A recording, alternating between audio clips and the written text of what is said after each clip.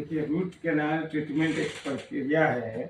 जब दांत में कीड़ा लग जाता है तो दांत का 3 लेयर होता है, 3 परत होता है। पहले एनामेल होता है, फिर डेंटिन होता है, फिर पल्प होता है यानी नस।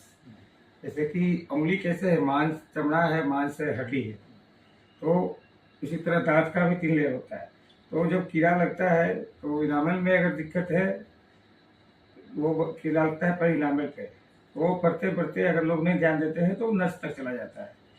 तो पेशेंट को मैंने किस तरह से कुछ उसका कैसे पता चलेगा कि ये हो रहा है, कुछ तो उसका शुरू में कैविटी जो कीड़ा लगना आता है वो ब्लैकनेस शुरू हो जाता है, लोग उसको छोड़ देते हैं, नजरअंदाज करते हैं, तो वो बढ़ते बढ़ते फिर वो नस तक पहुंच जाता है। तो नस के नीचे दांत के रूट जड़ में इन्फेक्शन हो जाता है। इस कारण से बहुत तेज दर्द होना शुरू हो जाता है। तो फिर उसमें क्या करते हैं हम लोग, मशीन के द्वारा उस नस को निकाल के उसमें दवा डाल के उस नस की सफाई करते हैं। फिर उसमें दवा डालते हैं, फिर जब धीरे धीरे वो 1-2 वीक में ठीक हो जाता है।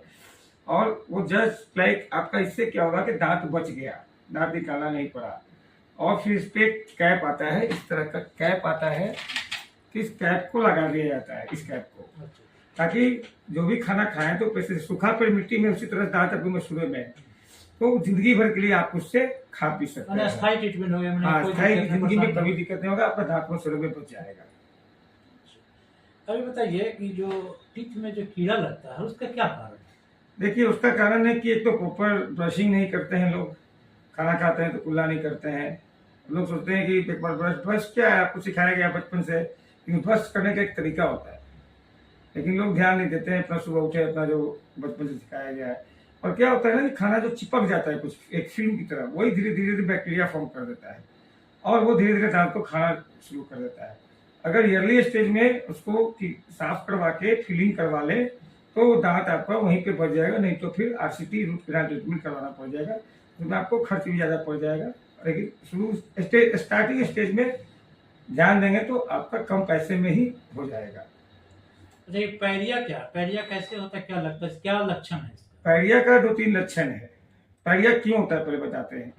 एक तो खाना जो होता है चिपकते चिपकते मसूड़ा में इन्फेक्शन हो जाता है। आप सुनते होंगे किसी का दांत हिलते हिलते निकल गया, तो मसूड़ा क्या करता है, दांत को ग्रिप बना कर रखता है, पकड़, समझे। मसूड़ा ग्रिप बना कर रखता है, लेकिन वो मसूड़ा ढीला होने लगता है कीड़ा लगने के कारण, समझे। उसको स्टेन एंड कैल्कुलस बोलते हैं। तो वो धीरे धीरे बढ़ता है, वो मसूड़ा को खा जाता है और वो दांत के सॉकेट जो होता है हड्डी में जाके वो धीरे धीरे उसको खा जाता है।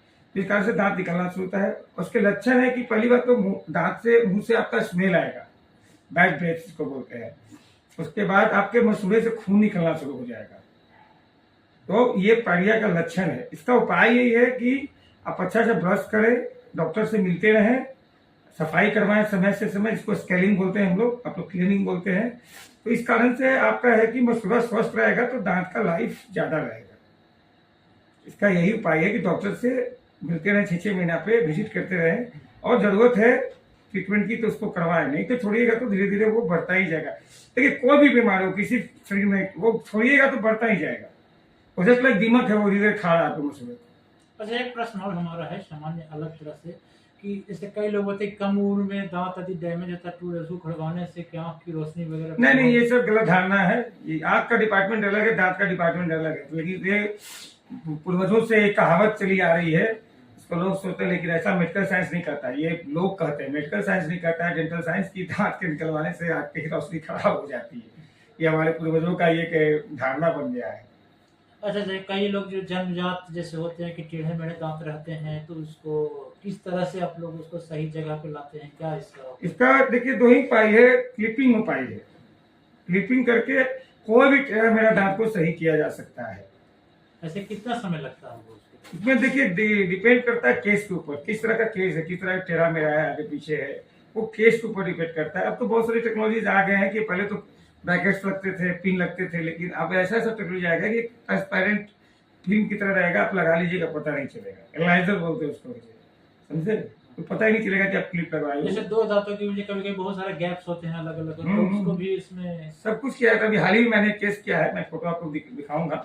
2 दांत के बीच में गैप था, उसमें क्लिप से भी हो सकता है, और उसका दूसरा उपाय है कि आप फिक्स दांत लगवा सकते हैं। उसके ऊपर हाँ, उसके ऊपर फिक्स दांत लग जाएगा तो आपका ये होगा। जैसे कि हम आपको दिखा रहे हैं, एक फोटो दिखा रहे हैं आपको, ये रिसर्च मैंने कुछ दिन पहले किया है। जैसे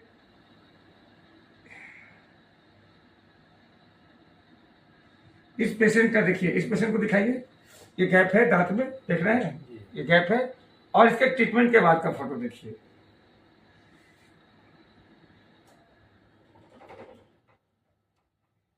इसके ट्रीटमेंट के बाद का फोटो देखिए, ये देखिए, पता चल रहा है?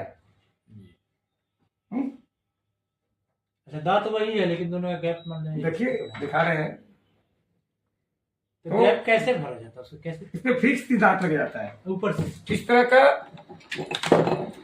का फिक्स दांत आता है, बनवाते हैं हम लोग, आता नहीं बनवाते हैं नाप लेके, तो आप फिक्स दांत लगवा सकते हैं। या क्या नॉर्मल कॉस्ट है, बहुत ज्यादा कॉस्ट? नहीं, नॉर्मल कॉस्ट ही है, पर 1000। क्वालिटीज के ऊपर डिपेंड करता है कौन सा दांत लगवाते हैं। 2000-2500 से स्टार्ट होता है, तो वो 10 से 12,000 तक जाता है एक दांत। हाँ, वो डिपेंड्स ऑन यू की। एक का तो होगा नहीं, एक रहेगा तो 2 या 3 साथ में। अब केस के ऊपर है, कम से कम 2 तो लगाना ही पड़ेगा, तब ना क्या पड़ेगा।